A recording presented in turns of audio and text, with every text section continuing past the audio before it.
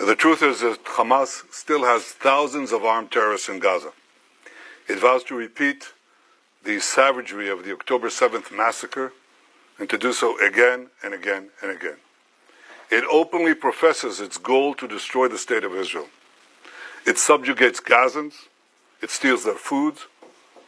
It shoots them when they try to move to safe zones. And I think it's instructive that now many Gazans are fighting back. They're begging us, they're begging the world, free us, and free Gaza from Hamas.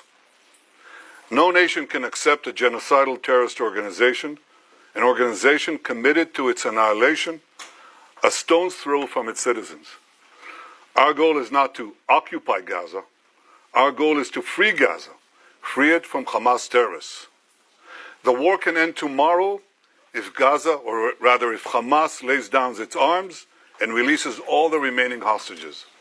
Gaza will be demilitarized. Israel will have overriding security responsibility. A security zone will be established on Gaza's border with Israel to prevent future terrorist incursions.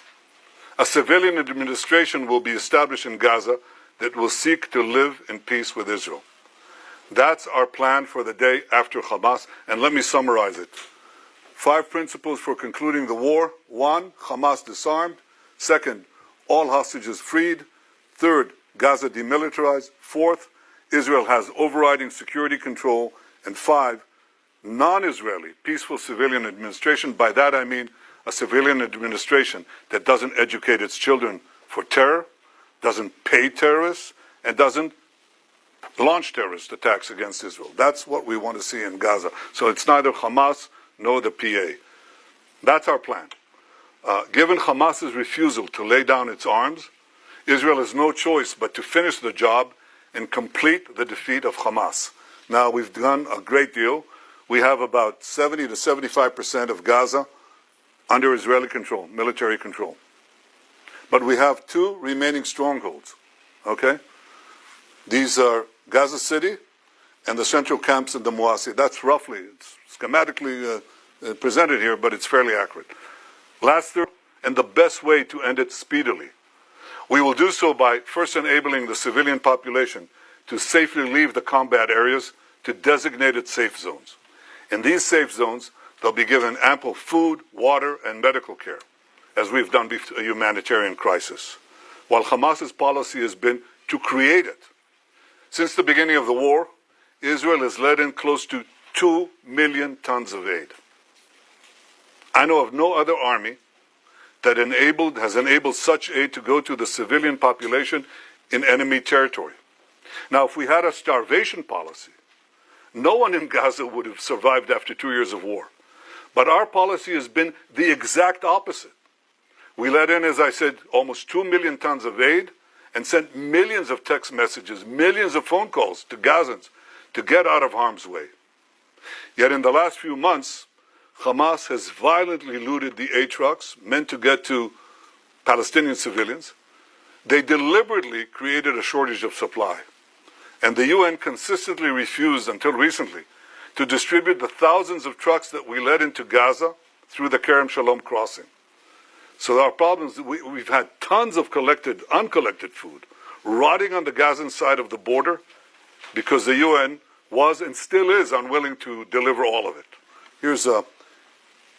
Here are the tons and tons and tons of humanitarian aid that Israel led in to the Gazan side of the Kerem Shalom crossing, just sitting there because it's not distributed. So now we're going to go around this obstacle. We are going around it by doing 3 things. 1, can I show this, please? Okay, designating safe corridors for humanitarian aid distribution. No, that's showing the problem, not showing the solution, but here it is. First, designating rather safe corridors for aid distribution. You can drive trucks there and you'll be safe. Second, increasing the number of safe distribution points managed by the Gazan humanitarian foundations. And 3, airdrops. That's airdrops done by the Israeli Air Force, and we're inviting others to join us.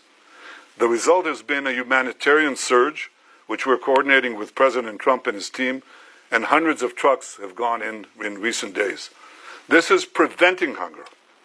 But it's not prevented the global campaign of lies that we have all witnessed. So in Gaza, despite Hamas's obstacles, 2 million people are now getting access to humanitarian aid. But I'll tell you who isn't. The only ones that are being deliberately starved in Gaza are our hostages. This is Evyatar David. Look at his hand, at his arm. He's being deliberately starved by these Hamas monsters. And look at the Hamas captor. Look at the difference. He's eating, and he's eating well. The purpose of this news conference is to puncture the lies and spread the truth. But that distortion has been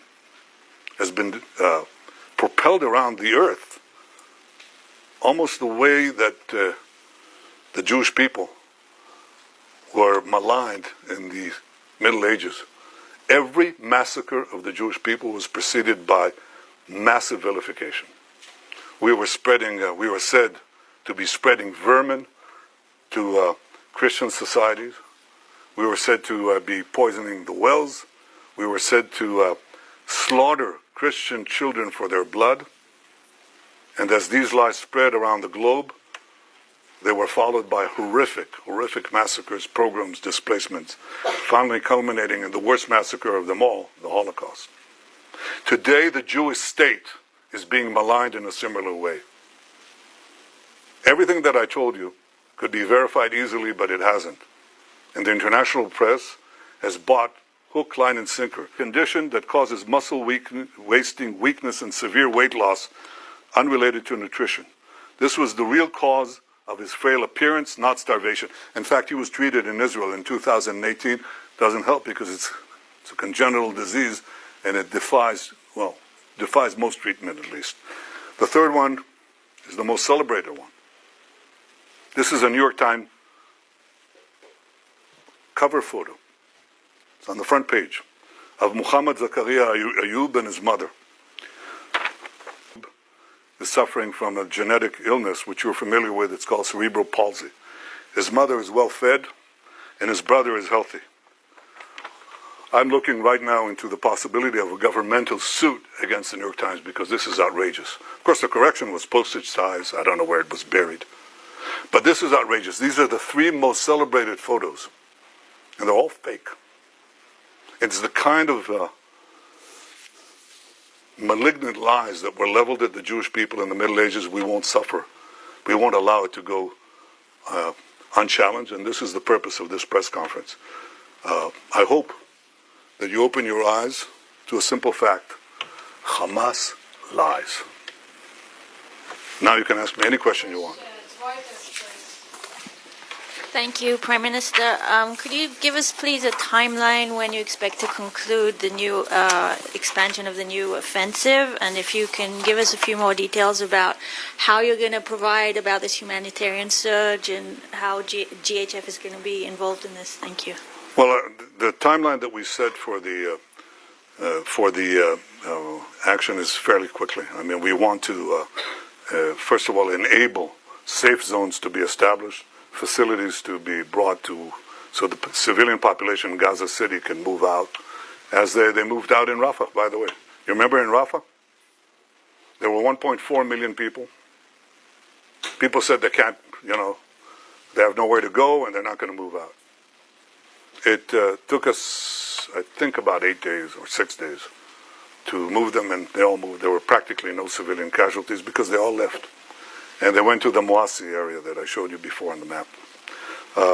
We think we can achieve a similar result that safeguards the civilian population, at the same time enables us to go at the last stronghold, the most important stronghold of Hamas, which we haven't done so up to the war. I mean, we've been there, but we haven't taken it as a goal to dismantle the Hamas stronghold there. We do now. I don't want to talk about exact timetables, but we're talking in terms of a fairly short timetable, because we want to bring the war to an end. This is how we bring the war to an end. As far as the surge is concerned, we're talking to the U.S. about additional measures, but we haven't waited. Because what we're doing, as I said, is designate safe corridors, allow, and expand the GHF distribution points, and they're trying to bring in more resources, hope to recruit some international organizations, maybe, God willing, the UN, if they ever decide to actually do something for the Palestinian people that doesn't go through Hamas. And third, increase the airdrops. The airdrops are important, but they're not the most important thing. The most important thing is ground routes that bring aid, a surge of aid to the Palestinian population as far as we can without letting Hamas loot it. Second question, CBS. Prime Minister, two questions. Firstly, why is Israel not allowing foreign journalists into Gaza to report independently? And secondly, President Trump has said there is real starvation in Gaza. Do you disagree? Yeah, since, when is it? 2 days ago. From what you're telling me, it hasn't yet been implemented, but it should be, because I think you should see it. And one of the things you're going to see is precisely our efforts to bring in Gazans, to bring in food to Gaza. You'll see the trucks that have been entered Gaza and are still waiting to be distributed. You'll see Gazans who are fighting Hamas. We haven't seen it since the beginning of the war. And that's a reflection of the fact that they know that we're approaching the end stage. And these people are, risking their lives and their families, but they say, we can't take it anymore, and they fight back. And the other thing you'll see is physical destruction. And the physical destruction is not because Israel is destroying structures with people in there. That's not what's happening. Israel, in fact, is clearing the population, as in Rafah. But the Hamas terrorists who may stay in those areas booby-trap just about every single building. Not every single building, but a lot of them. And every road, and every street, and every junction, every intersection. So one of the things that we do is replace old APC, armored personnel carriers, with tons of explosives. And we detonate them, and they set off all the booby traps. That's why you see the destruction. And we do similar things in the tunnels. The tunnels, these terror tunnels, we put TNT in them, and we detonate that after people have left. But they're under buildings, so the buildings collapse. That's why you see destruction. You see destruction not because we go after civilian populated areas, but in fact areas that have been cleared of civilians and are still rife with terrorists. And that's how we've been able to reduce actually the civilian casualties and increase, of course, the terrorist casualties. I very much appreciate President Trump's support through this entire seven-front war, his magnificent cooperation in the battle to stop the existential threat from Iran, his support throughout, and his support now. He says two things. He says all 20 hostages have to be released, and he says Hamas should not be there. And I think that he, like me, he recognized the fact that there have been deprivations in Gaza caused by Hamas. Hamas has been the cause of that. And what we have to do is overcome it. So we're working together to overcome it. Thank you, Prime Minister. Is Israel proceeding in the belief, in the understanding that it can and will recover all 20 hostages alive militarily? Or is it proceeding in the belief or understanding that conditions of their captivity, Hamas strategy, will make that impossible? Look, my goal is to get all of the 20 out alive, and also all the ones who are not alive. In the beginning of the war, we were told by a very senior commander, he said, look, we have to get used to the idea that we're not going to see even one of them alive. And I disagreed. I said we'll get most and possibly all of them if we apply judiciously both military pressure and political, diplomatic pressure. So far, out of 255 hostages, we got 205 out, of which 148 are alive. 148 are alive. We have 20 living ones left in Hamas captivity, and 30 who are not alive, as I said before. If we don't do anything, we're not going to get them out.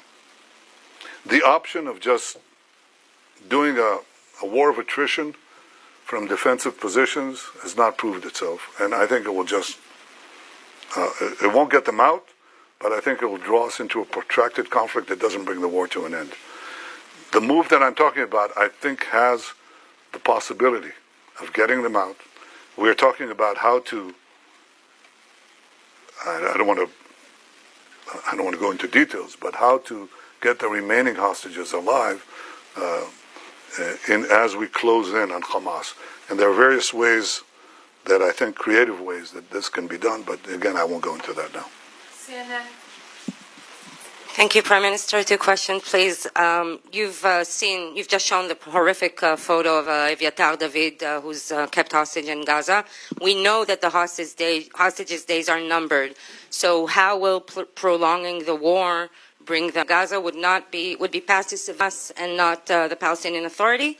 Can you specifically identify who this civilian governance would be? Do you have any concrete entities or individuals in mind? And is there a timeline for establishing this administration? Yeah, well, I don't want to prolong the war. I want to end the war. And I think the other suggestions would have prolonged it. We may have gotten maybe a dripping of hostages, even though Hamas showed no willingness to do that. And then they just go on and on and on, and we'd have this endless. Unless you are willing to just say, Israel, capitulate, go out. And even then, I don't think we'll get all the hostages. And if we capitulate, it means that Hamas will rearm, regroup, and carry out all the threats that it openly professes every day, by the way. Every day they say, we're going to do the October 7th massacre again and again, and we're going to destroy the state of Israel. You can't leave them there, So we're not going to do that. So my goal is not to prolong the war. My goal is to end the war, and I think that prolonging the war means that many of them could be starved to death. That's exactly the point. I don't want that. As far as the specific partners for the civil governance of Hamas, we're actually, I think the 5 principles are generally widely accepted.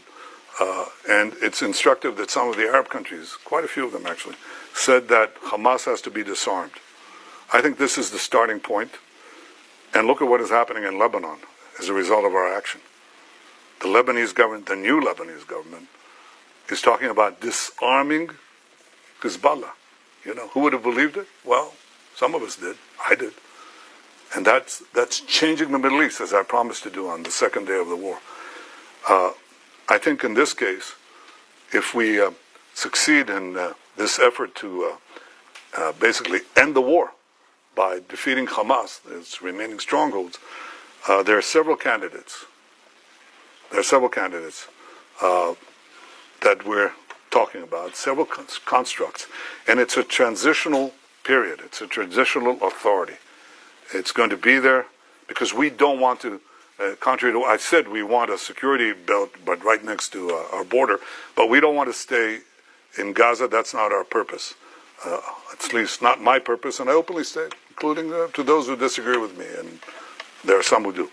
But I think that our goal is to make sure that Hamas isn't there, and that what replaces Hamas does not educate for terrorism, pay for terrorism, launch terrorism, but is willing to live in peace. There are candidates. I don't want to spoil the chances of succeeding here because I think they're real, but they're real providing we finish the job. See, no one's going to go in there if we don't finish the job. We can talk about the day after, until eternity. No one's going to go in there unless we finish Hamas, and we're able to finish Hamas. And we will finish Hamas. Yes, thank you, Mr. Prime Minister. So the German Chancellor has once again defended his decision not to send weapons to Israel, which can be used in Gaza. He said a friendship can and must withstand that. From your perspective, what has changed in this relationship? Look, I respect Friedrich Merz. I think he's been a good friend of Israel, but I think he's buckled under. He's buckled under the pressure of false TV reports, the pressure, internal pressure from various groups. And I can say this, and I don't want to talk about him specifically, but I want to say this. Look, maybe some choose to forget October 7th. We will not forget what happened.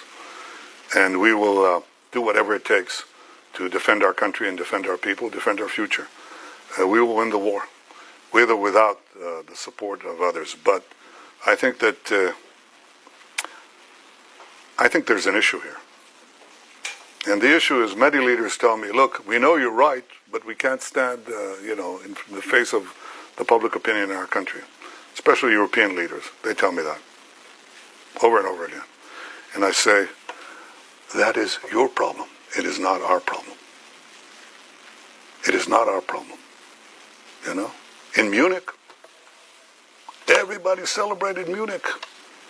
Everybody celebrated the capitulation in Munich, the Munich Peace Conference, peace in our time. Okay? And everybody lambasted Churchill who opposed it. So what? The difference now is maybe they thought then that there was a real chance for peace by succumbing to the Nazis. But I don't believe anybody seriously thinks that now. And we're facing neo-Nazis. Chancellor Merz's predecessor was here, okay? And on the first or second day of the war, he was there, on the first days of the war. And he said to me, they're exactly like the Nazis. And they are. And we're not going to leave. We're not going to leave the Nazi, in the equivalent of Berlin. Don't go into Berlin and don't finish off the Nazi army, the German army. Of course not. I mean, that's what people are telling us to do. And I'm not going to do it. And the Israeli people are not going to do it. We're going to do it. And we have enough criticism within, but the majority of the people, if you really check it, the majority of the people say, that's a result we can't afford if we want to live here. So we're going to do what we need to do. And I hope that Chancellor Merz changes his policy. And you know when he'll change his policy, for sure? When we win.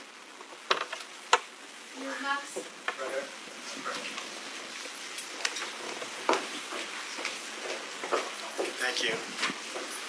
Thank you, Prime Minister. You talked about the 7-front battle. There's an 8th front, the propaganda war, the information war. Is Israel winning or losing this war? And also, have you spoken with President Trump since the Security Cabinet approved this plan? If so, can you share some of the details of that conversation? If not, do you plan on speaking with him at some point soon? And is he planning to also come to Israel at some point? Well, I suggest you ask him that. But I haven't spoken to him since next day. Yes, I intend to speak to him very soon. You asked about, sorry, could you repeat the first part of the question? The first part was about the propaganda. The propaganda? Well, look, no, I think that we've not been winning it, to put it mildly. I think there are vast forces that are arrayed against us. Among other things, the algorithms of the social network that are driving a lot of everything else, and people who really know, and they're the foremost people in this field in the world, they're telling me that about 60% of the responses on the social media are bots. They can categorically say they're bots. And they're bots that, especially in America, they want to attack the support that Israel has from the Republican side. So they describe how, themselves as homespun Southerners, except they're riding from Asia somewhere, That's a big issue. We have to contend with it. And we also have to stand up and tell the truth, probably at greater frequency than we're doing now. That's exactly what I'm trying to do now. But again, if you want to win this war, end it speedily. End it speedily. Expose the lies as much as you can. End it speedily, and that's how you win the war. You win the war, the propaganda war, by winning the war and winning the peace. That's the simplest way to do it. And it's about time to do it. Okay. That. And also, given the KHF aid sites, how will you guarantee that kind of disaster will not happen when you have 1 million more people displaced? Thank you. Well, number one, the problem that we had was trying to stop Hamas looting. There's no question there was Hamas looting. Everybody saw it. You could see it. Hamas terrorists taking over trucks and so on. We tried to do two things simultaneously: stop the trucks and bring in the trucks through the GHF distribution points. Okay, it wasn't successful, and it wasn't successful among other things because Hamas interdicted also the GHF program, the distribution point. So Hamas created this problem, and it was directed against us. Immediately, we have a starvation policy, which is completely false. Any more than we have a genocide policy, which is equally false. We don't. Not this, not that. I don't know of a country that texts millions of messages to policy. But there was a problem of deprivation, no question about it. And so we had to solve it. And the way we solve it is the way I described it to you. And there are now not zero trucks, but at least in, I think last time I checked, hundreds of trucks that went into Gaza. That's alleviating the situation. Now we want to increase the number of distribution sites.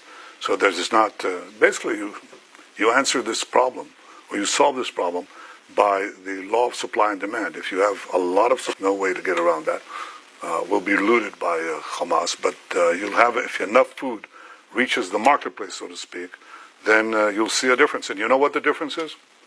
How do we know for sure there's a difference?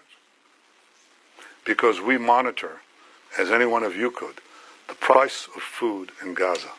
It's plummeted. It's plummeted ever since that we decided to do the humanitarian surge.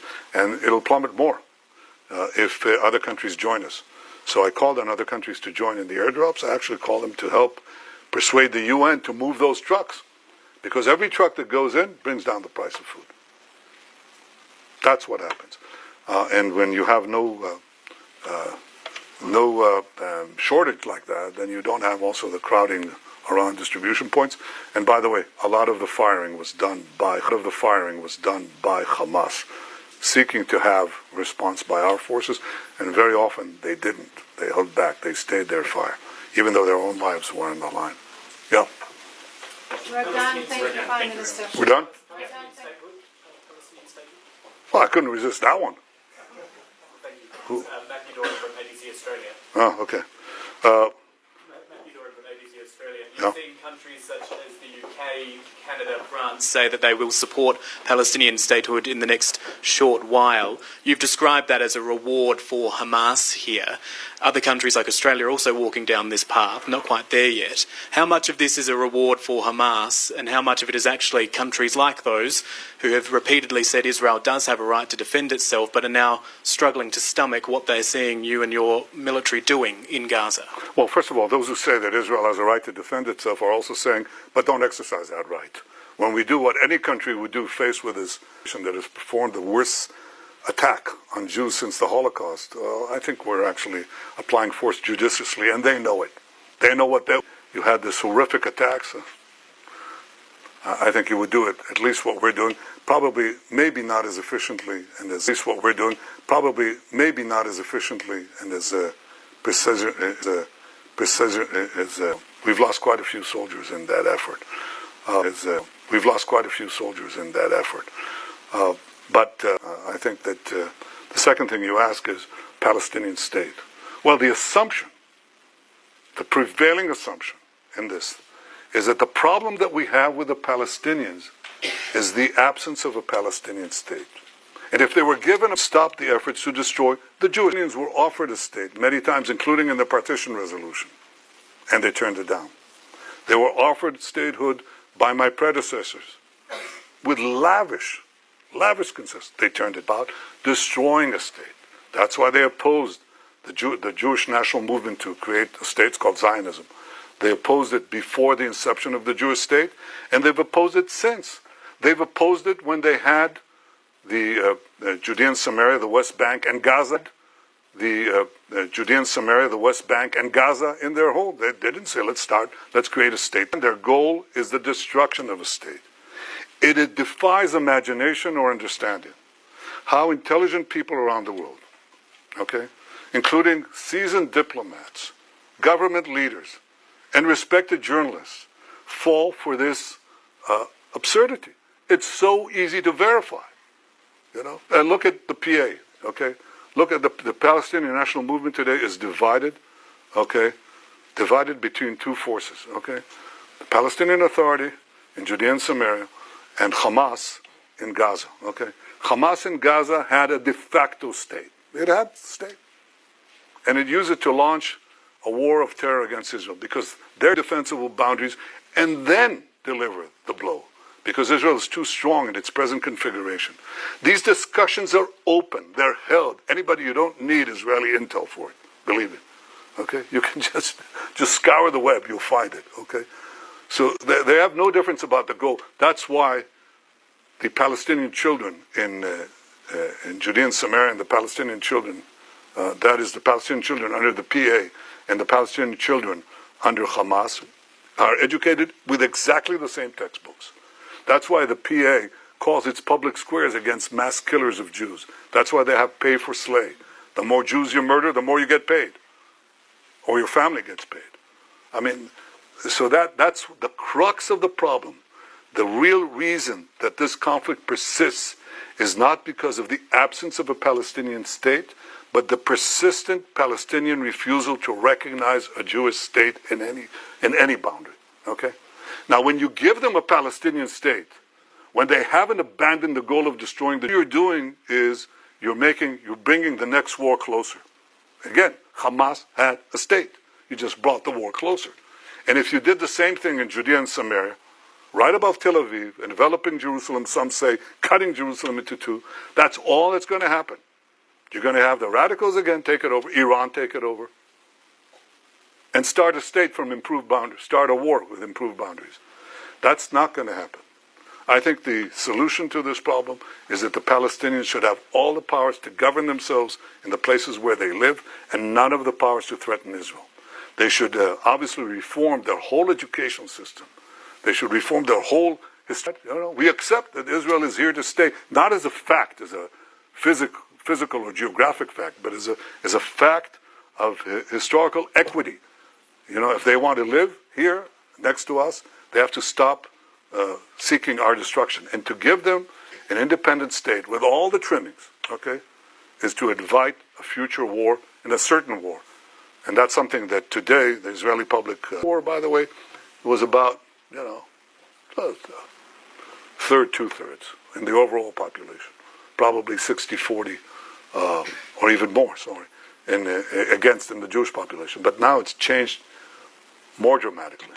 I mean, we had a vote in the Knesset a few months ago about the possibility of, having a Palestinian state, and the result was 99-9. 99-9. And that covers a very broad spectrum.